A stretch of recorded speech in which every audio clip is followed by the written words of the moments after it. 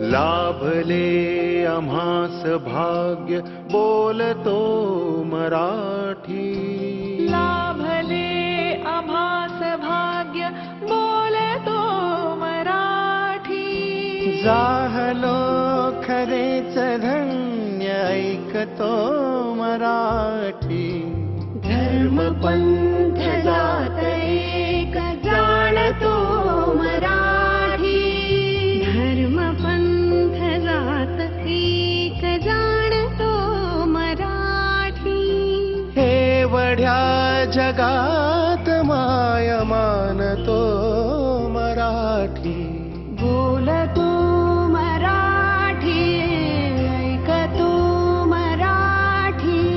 जाणतो मराठी, मानतो मराठी.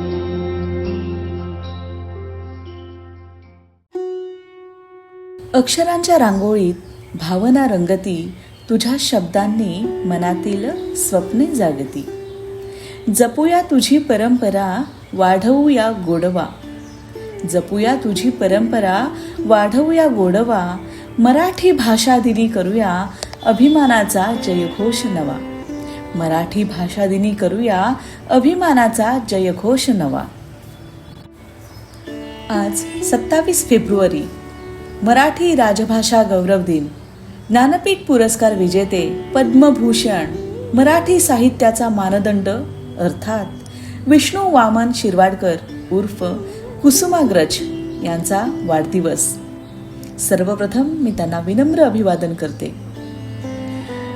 माझ्या सर्व मराठी रसिकांना मराठी राजभाषा गौरव दिनाच्या हार्दिक शुभेच्छा. संपूर्ण महाराष्ट्रभर 27 फेब्रुवारीला मराठी भाषा गौरव दिन साजरा केला जातो. महाराष्ट्रात राहणाऱ्या प्रत्येक व्यक्तीला मराठी भाषेचा सार्थ अभिमान आहे. महाराष्ट्र व जगाच्या कानाकोपऱ्यात मराठी भाषा प्रसिद्ध आहे. मराठी भाषा समृद्ध करण्याचे आणि जगभरात पसरवण्याचे काम अनेक मराठी साहित्यिकांनी केले आहे. भारतातील प्रमुख भाषांमध्ये मराठी भाषा 3ऱ्या क्रमांकावर व जगामध्ये 10व्या क्रमांकावर बोलली जाते. शिवाय मराठीला 3 ऑक्टोबर 2024 रोजी अभिजात मराठी भाषेचा दर्जा प्राप्त झाला आहे. त्यामुळे मराठी भाषेचा प्रचार व प्रसार व्हावा आणि तिच्याविषयी आदर निर्माण व्हावा यासाठी महाराष्ट्रात 27 फेब्रुवारीला मराठी भाषा गौरव दिन साजरा केला जातो. माझ्या मराठी मातीचा लावा ललाटास टिळा. माझ्या मराठी मातीचा लावा ललाटास टिळा. हिच्या संगाने जागल्या दऱ्या खोऱ्यातील शिळा. हिच्या संगाने जागल्या दऱ्या खोऱ्यातील शिळा. अशी मराठी भाषेची महती गाणाऱ्या ज्येष्ठ कवी विष्णू वामन शिरवाडकर उर्फ कुसुमाग्रज यांच्या जन्मदिवशी म्हणजेच 27 फेब्रुवारी रोजी मराठी भाषा गौरव दिन साजरा करण्यात येतो. कुसुमाग्रज यांनी महाराष्ट्राच्या सांस्कृतिक क्षेत्रामध्ये मोलाचे योगदान दिले असून मराठी भाषा ही ज्ञानभाषा होण्यासाठी अथक परिश्रम घेतले गेले आहेत. मातृभाषेचा गौरव म्हणून व कुसुमाग्रज यांच्या स्मृतींना अभिवादन म्हणून त्यांचा जन्मदिवस मराठी भाषा गौरव दिन म्हणून साजरा करण्याचा शासन निर्णय दिनांक 21 जानेवारी 2013 रोजी घेण्यात आला. कुसुमाग्रजांची मराठी साहित्य क्षेत्रात नाटककार, कथाकार, कादंबरीकार, कवी आणि समीक्षक म्हणून ख्याती आहे. मराठीचा सन्मान वाढवण्यात ज्यांनी महत्त्वपूर्ण योगदान दिले, ज्यात विवेक सिंधू हे मराठी भाषेतील पहिले ग्रंथ लिहिणारे आद्य कवी, मुकुंदराज आणि मराठी भाषेला सर्वप्रथम सन 1965 मध्ये राजभाषेचा दर्जा देऊन तिच्या समृद्धीसाठी विशेष उपाययोजना करणारे महानायक वसंतराव नाईक यांच्याही ऐतिहासिक योगदानाचे या निमित्ताने स्मरण केले जाते. कुसुमाग्रज यांचा जन्म 27 फेब्रुवारी 1912 साली नाशिकमध्ये झाला होता. त्यांचे मूळ नाव गजानन रंगनाथ शिरवाडकर असे होते. परंतु लहान असताना त्यांच्या काकांनी त्यांना दत्तक घेतले, ज्यामुळे त्यांचे नाव बदलून विष्णू वामन शिरवाडकर असे ठेवण्यात आले. कुसुमाग्रज यांचे वडील वकील होते. त्यांना 6 भाऊ आणि कुसुम नावाची एक लहान बहीण होती. कुसुम ही घरातील सर्वांची लाडकी होती. एकुलती एक बहीण कुसुम असल्याने त्यांनी कुसुमचे अग्रज अर्थात कुसुमाग्रज असे नाव धारण केले.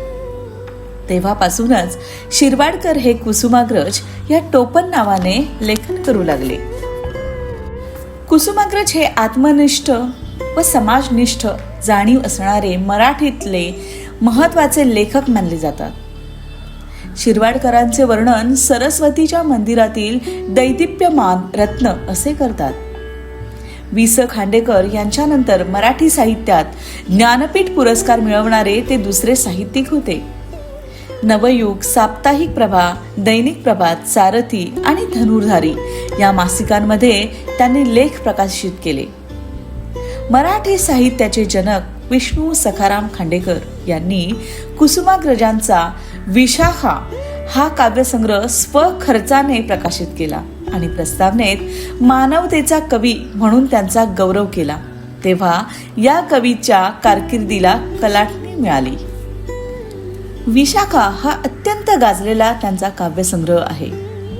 विशाखा या काव्यसंग्रहानंतर त्यांनी अनेक नाटके, कविता संग्रह आणि कथासंग्रह लिहिले. त्याशिवाय त्यांनी अक्षरबाग, किनारा, मराठी माती, प्रवासी पक्षी, श्रावण, जीवन लहरी इत्यादी प्रसिद्ध कविता संग्रह लिहिले. कुसुमाग्रज यांना नटसम्राट या त्यांच्या गाजलेल्या साहित्य कृतीसाठी 1987 मध्ये मानाच्या ज्ञानपीठ पुरस्काराने गौरवण्यात आले.